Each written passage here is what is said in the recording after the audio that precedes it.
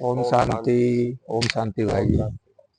भाई जी, एक प्रश्न काफी दिनों से मेरे मन में हम्म, आ रहा है। बार बार मैं सोचता था कि आपसे कुछ उसके बारे में उत्तर चाहता हूँ मैं। हाँ, संसार में एक प्रथा चली हुई है कि घर में जब कोई शांत होता है, शरीर छोड़ देता है, तो उसके बाद में गरुड़ पुराण बिठालते हैं घर में। हम्म, ब्राह्मण आता है, गरुड़ पुराण का वाचन करता है हाँ, और उसमें बताते हैं कि ये जो सजाएं, ऐसे ऐसे कर्म करोगे तो इस प्रकार की सजाएं आत्मा भोगती है। तो अब वो आत्मा जो शरीर छोड़ के चली गई वो तो गई, सही बात है। उसे जो भोगना था वो तो भोग चुकी है। अब उसे गरुड़ पुराण ना तो वो सुनने आ रही है आपकी, हम्म, है ना। वो तो सुनाना तो जो घर में बचे हुए हैं परिवार में सदस्य, उनके निमित्त रहता है कायदे में हम्म, कि भाई वो लोग सुने और अपने कर्मों को सुधारें, अपने जीवन को सुधारें, ताकि ये सजाएं जो बता रहे हैं गरुड़ पुराण में उससे बच सकें। बिल्कुल। तो भाई जी वो उसमें बताते हैं कि सजाएं इस प्रकार से मिलती हैं। तो थोड़ा सा उसके बारे में आप विस्तार से बताइए। गरुड़ पुराण के बारे में। हाँ। गरुड़ पुराण में क्या बतलाया गया है लोगों के द्वारा कि मनुष्य को कई योनियों का जन्म मिलता है।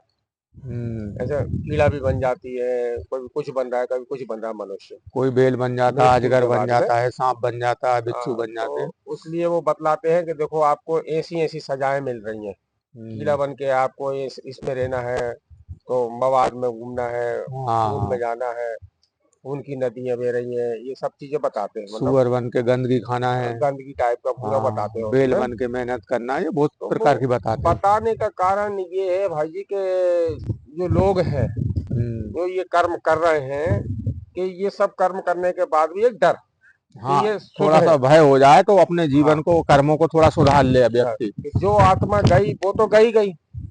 अब लेकिन जो लोग और भी हैं उस परिवार में या उस घर में जो दुख विलाप कर रहे हैं कि ये आत्मा तो चली गई है, लेकिन आपको भी जाना है एक दिन, हम्म, तो अपने कर्मों को सुधारो, अन्यथा तुम्हारे साथ में अगर कर्म नहीं सुधारे तो ऐसा ऐसे दुर्घटना होंगी, हम्म। ऐसा ऐसा होगा। वो जो आत्मा गई वो तो सुनेगी नहीं, क्योंकि जब शरीर होता है तभी कान भी होते हैं, सब कुछ होता है, मुंह होता है, जब ही सुनती सुन भी है, पाती है। बोलती भी है। हम्म। अब शरीर ही नहीं है उसके पास, वो तो तो वो आत्मा क्या बन गई है। सुनेगी? हाँ, सही ना तो बात। वो देखेगी, ना सुनेगी, ना कुछ करेगी। तो उसको दिखाने करने का वो कोई काम नहीं है। वो तो जो लोग और भी हैं उनको समझाने के लिए वो व्यवस्था बनाई गई है। तो उसमें गरुड़ पुराण में जो बताते हैं कि यमराज आते हैं और उनके साथ दो तीन उनके यमदूत भी आते हैं उस मनुष्य को ले जाने के लिए, जब उसका अंतिम समय आता है। और फिर उसको यमलोक ले जाते हैं, घसीटते हुए ले जाएंगे यमलोक में।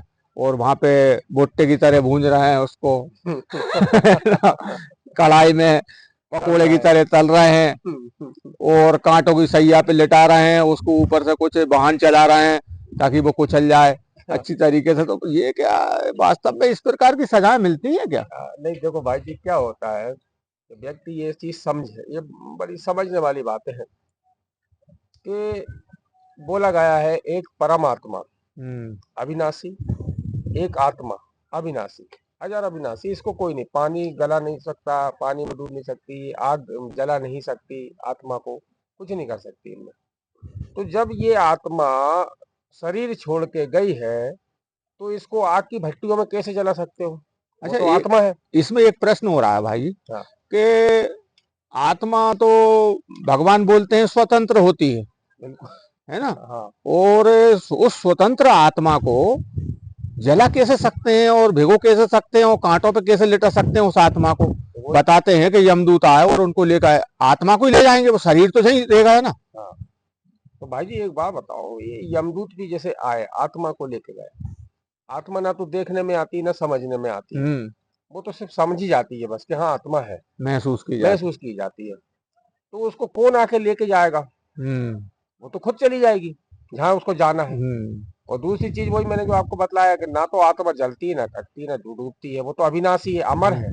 वो है अमर, शरीर आत्मा। नहीं है अमर। शरीर अमर नहीं है तो। शरीर तो यहाँ पे आप लोग सब मिलकर उसको जला है। तो फिर इस हिसाब से तो सजाएं तो आत्मा को नहीं मिलती होंगी, शरीर के द्वारा ही मिलती होंगी आत्मा को भी। शरीर के द्वारा ही मिलती जब हैं तक जब। शरीर में है जब ही सजाएं भोग सकती है हाँ, आत्मा। सजाओं को मिलने का जो कारण है वो सिर्फ शरीर को है, कि जब तक आप जीवित हो जब तक आपको सजाएं प्राप्त होंगी। सर सजाएं कैसी? जो कर्म आपने पिछले जन्म में किए हुए हैं या जो इस जन्म में भी कर रहे हैं, अगर गलत कर्म कर रहे हैं, उनका कर्म योग बन जाता है। वो कर्म योग के द्वारा वो सजाएं मिलती है। बोलते हैं ना कि जो जैसा विचार आप करोगे, जो विचार आपने किया, अच्छे विचार किए तो आपके पुण्य के खाते में जाएंगे। और आपके अगर गलत विचार हैं, विचार मतलब किसी दूसरे को दुख देना, किसी हमारे उस विचार से किसी दूसरे व्यक्ति को दुख हो, वो विचार हमारे कर्मों में आ जाते हैं और उनकी सजाएं हमको मिलने चालू हो जाती हैं। इस प्रकार से मिलती हाँ, हैं। तो ये सजाएं जो मिलती हैं गरुड़ पुराण में जो बताया गया है, ये सिर्फ शरीर को मिलती हैं जब तक जीवित है। क्योंकि हमको शिव बाबा ने भी बताया है कि सबसे बड़ी जो सजा है वो गर्भ के अंदर मानी गई है। गर्भ, उसको गर्भ जेल बोला गया है अभी, गर्भ जेल।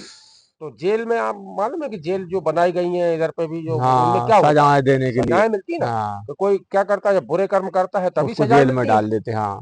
तो जब हमने कोई बुरे कर्म करे होंगे तब तो हम गर्भ में जाएंगे। तो गर्भ जेल मतलब गर्भ में जेल है वो हमारे लिए। वहां पे वो ये सब जो मल वगैरह, मल मूत्र जो चीजें हैं वो पेट के अंदर हमारे, तो उसमें वो शिशु रहता है। वो आत्मा वहां पे अंदर। हाँ, वो भी कब, वो आत्मा, आत्मा तो सजा नहीं मिल रही है, वो जो शरीर शिशु का बना है उसको सजाएं मिल रही है, शरीर को। मतलब मिल तो शरीर को रही है, लेकिन उस टाइम पे आत्मा तो अपने आत्मा आप को, को शरीर समझती है ना, तो वो हाँ, महसूस करती है कि ये सजाएं मुझे मिल रही हैं। आत्मा अपने आप को शरीर समझती है तो उसको हम्म महसूस होता है।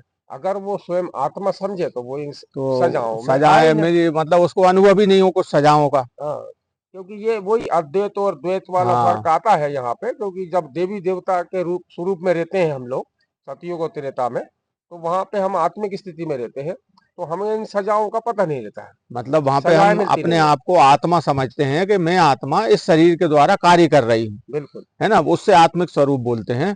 और द्वापर कलयुग में हम ये भूल शरीर, जाते हैं। आत्मा भी समझते हैं, वो शरीर ही समझने लगते हैं हाँ, अपने आप को द्वापर में द्वापर में। और कल युग में तो हम टोटल आत्मा भूल ही जाते हैं भूल ही कि हम जाते आत्मा हैं। है, हम तो शरीर है, जो कलयुग कुछ भी है में ये। कहने का मतलब ये है, सतयुग और त्रेता में ऐसा अनुभव करते हैं कि मैं आत्मा हूँ और ये शरीर मेरा एक इंस्ट्रूमेंट है और इसके द्वारा मैं अपना कार्य कर रही हूँ, तो वो सजाओं से मुक्त रहती है।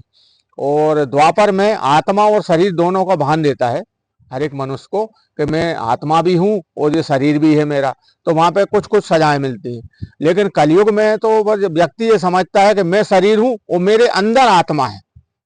ये यही फर्क हो गया है ना, तो वो फिर वो शरीर के द्वारा जो कष्ट है वो पूरे भोगेगी आत्मा। कष्ट मतलब ऐसे कि आप देख तो रहे हैं आपके कितनी मेहनत करता है, परिवार हाँ। बनाता है, परिवार के लिए मेहनत करता है, जोड़ता है, धन इकट्ठा करता है और उसके बाद चल देता है।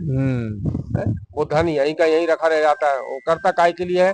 मेरे परिवार के लिए, मेरे परिवार की 7 पीढ़ियां इकट्ठी होकर खाए, हाँ, कमाए इसको, सिर्फ इसके लिए। वो खुद चला जाता है स्वयं वो। तो एक बात ये समझ में नहीं आई भाई जी कि जैसे मैं हूँ, मैं खूब धन जोड़ रहा हूँ हाँ, कि ये मेरे बच्चे के काम आए, मेरे नाती पोतों के काम आए, इसके काम आए, उसके काम आए, 10-10 मकान बना लिए, मैंने सब कुछ कर दिया और एक दिन मैं शरीर छोड़ के जा सकता हूँ, कभी भी चला जाऊं। फिर उसके बाद में इस चीज की क्या गारंटी है कि ये जो मैं छोड़ के गया हूँ इसका सुख बाद में या इसी परिवार में ही जन्म लूं मैं। यही चीज है, इसको नहीं समझ पाता मनुष्य। है? भाई उसको तो कहीं दूसरी जगह भी जन्म मिलेगा, जहां उसका कर्म होगा वहां पे उसको जन्म मिलेगा। और सबसे बड़ी बात, आप क्यों जोड़ रहे हो? हम्म ऐसा जो आप धन इकट्ठा कर रहे हो, आपके परिवार के लिए कर रहे हो, किसी के लिए कर रहे हो, तो वो धन की गारंटी है कि वो उसके कर्म अगर अच्छे होंगे तो वो उस धन का सुख भोगेगा। वो एक कहावत चली है अगर ना कर्म गलत होंगे संसार तो में, पूत कपूत तो का धन संचय और पूत सपूत तो का धन संचय। अगर पूत जो तुम्हारा है वो अगर कपूत निकल गया तो तुमने जितना धन का संचय करा वो सब बर्बाद कर देगा, और पूत अगर सपूत है तो तुम धन नहीं भी जोड़ोगे तो वो कुछ करके दिखा देगा। आप पिछले जन्म का जो भाग्य लेके आए हो उसके हिसाब से आप धन संचय कर रहे हो ना। हम्म और जो भाग्य लेके नहीं आया उसके पास धन की प्राप्ति नहीं हो पा रही है। सत्य तो बात। ऐसे जो आपके परिवार में है वो भी तो अपना भाग्य लेके आया है, तो उसके हिसाब से वो संचय करेगा ना उसको। आप क्यों कर रहे हो उसके लिए? यही हो जाता है, मतलब दूसरे के बारे में सोचना। हम्म कलयुग में हम अपने प्रति ज्यादा, अपने प्रति ना सोचते हुए दूसरे के प्रति सोचते हैं। और भाव क्या रहता है कि ये सुख भोग ले, हम्म मैं भी सुख भोगूं और वो भी सुख भोगे। तो उसके चक्कर में हमसे ये गलत कार्य हो जाते हैं और उनकी सजाएं हमें अगले जन्म में मिलती हैं। और कलयुग में तो मनुष्य की आयु लगभग 50 और 60 के बीच में हो गई है। तो 50-60 साल में आदमी इतना धन जोड़ करके कर भी क्या लेगा और संचय करके भी क्या कर लेगा। तो क्यों ना इस धन को संचय तो करो आप, लेकिन इनको शुभ कार्यों में, धर्म के कामों में लगाएं तो वो सफल होता है।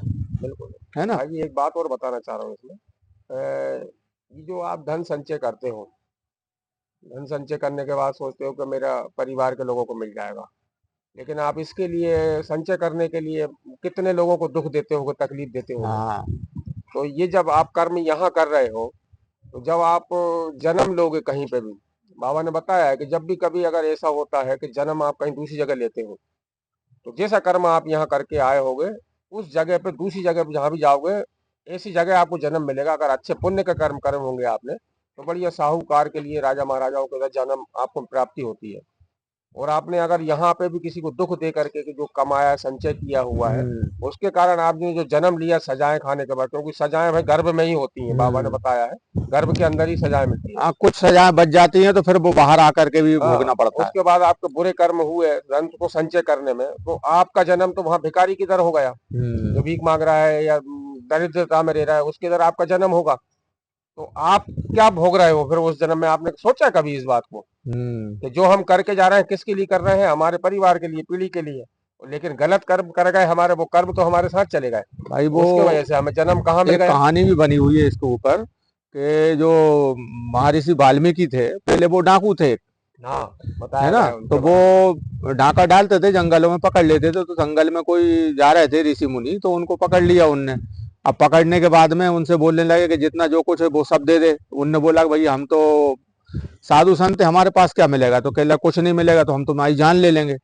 फिर उनने बोला कह लगे हमारी जान ले रहा हो आप, जे लूटा पार्टी कर रहा हो, जे इसके पाप के भागी आप क्यों बन रहा हो, ऐसे सही कर्म बात है। क्यों कर रहा हो कि आप इसके पाप के भागी बनो? तो कह तो लगे मैं मेरे परिवार के लिए कर रहा हूँ। हाँ, तो कह लगे कि परिवार के लिए आप कर रहा हो, लेकिन इस पाप में परिवार वाले थोड़ी भागीदारी होंगे। वो तो खाली कुछ आप क्या हो। कर्म आप ही भोगोगे अकेले, क्योंकि हाँ। आप कर रहे हो। तो वो कह लगे ऐसा थोड़ी होता है, पूरा परिवार के लिए मैं कर रहा हूँ तो परिवार भी इसका भागीदारी बनना चाहिए। तो कह लगे आप पूछ के आओ घर जाके। उनने घर जा करके अपनी पत्नी से पूछा कि मैं जो पाप कर रहा हूँ, लोगों को मार रहा हूँ, जान से डाके डाल दिया हूँ, तो जो पाप कर्म जो मेरा बन रहा है उसमें आप लोग भी भागीदार हो ना? तो वो कह रहे हैं हम क्यों भागीदार होंगे, कर्म आप कर रहा हो, हम क्यों उसमें भागीदार होंगे? हमारे कर्म में हम। तुम्हारे कर्म है तुम जानो। बच्चों से पूछा तो उनने भी यही जवाब दिया। अब उनकी आंखें खुली फिर बाद में, फिर उनने आके क्षमा मांगी साधु संतों से। उनसे बोला कि आपने मेरी आंखें खोल दी, ये सत्य बात है कि मैं जो कर्म कर रहा हूं उसका भागीदार मैं स्वयं अकेला ही बनूंगा, ना कि परिवार। तो खाली परिवार के चक्कर में हम लोग क्यों अपने कर्मों को बिगाड़ें और पाप के भागी बने? भाई जो भगवान ने दिया है उस अनुसार कार्य करते जाएं, सबका जीवन यापन करते जाएं, ईमानदारी से कमाएं और ईमानदारी से ही खर्च करें। इसका है मतलब ना। भाई जी ये है, लोभ लालच करके किसी की बद्दुआएं लेना, किसी का अहित कर देना, ये इसके कर्म का भागीदार हम स्वयं बन रहे हैं, परिवार नहीं बन रहा है। और इसकी सजा हमें अकेले को मिलेगी, परिवार को नहीं मिलेगी। है ना। अगले जन्म में तुम अकेले रहोगे, वहां पे सजा तुम्हें मिलेगी। परिवार वालों को फिर बुला के देख लेना, वो आ जाए तो। नहीं, इसमें कभी बोलते हैं आजकल जो चल रहा है चलन कि खाली हाथ आए थे खाली हाथ जाएंगे। हाँ, ये भी लोगों ने ज्यादा प्रचलित करके रखा हुआ है। लेकिन वो गलत है। तो जब आप खाली हाथ क्यों आए थे, इसका मतलब आपने पिछले जन्म में कोई अच्छे कर्म नहीं करे थे। हाँ, तो वो आप खाली हाथ आए हो। हाँ। है भाई, भर के आए। आपने कोई पिछले जन्म में पुण्य के कर्म करे हैं, वो पुण्य के कर्म आप लेके आए हो, उसका भाग्य से आपको यहाँ प्राप्त हो रहा है। हाँ, इस जन्म में, तो इस जन्म में भी हम खाली हाथ ना जाते हुए वो अच्छे कर्म करें, पुण्य के कर्म करें, ना कि पाप कर्म करें। देखो पुण्य आत्मा, कर्म करेंगे तो लेके जाएंगे भाई जी आत्मा ना तो खाली हाथ आती है ना खाली हाथ जाती है। वो अपने साथ अपने पिछले जन्म के संस्कार लेके जाती है, पाप और पुण्य लेके जाती है। बिल्कुल। ताकि अगले जन्म में उसे वो पाप और पुण्य जो भी है या पिछले संस्कार है वो अगले जन्म में काम आए। खाली हाथ ना कोई आता है ना कोई जाता है। ये संसार का नियम है, जो प्रथा जो बना रखी है कि खाली हाथ आए थे खाली हाथ जाएंगे, ऐसा कुछ नहीं है। है ना।